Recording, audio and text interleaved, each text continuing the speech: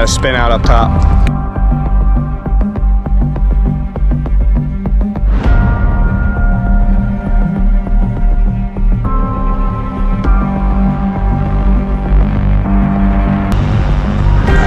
So a little update, it is now dark. We still have a ways to go, but I guess up there, further up, there's 2 cars stuck. Like above those guys, 2 cars stuck there. And then that's our snowplow. We called in another loader, so gotta be here to get these guys out, and then we're gonna continue onwards.